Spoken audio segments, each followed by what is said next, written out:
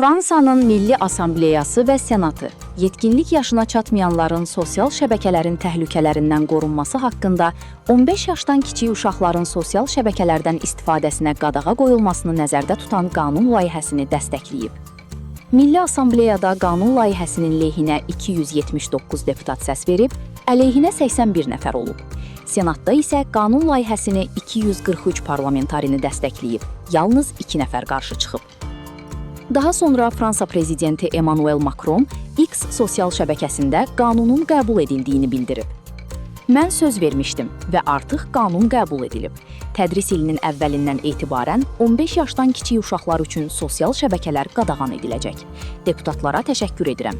İndi növbə Konstitusiya Şurasındadır. Daha sonra isə bu tədbiri həyata keçirmək və uşaqlarımızı internetdə qorumaq üçün atılacaq konkret addımlardadır, o yazıb.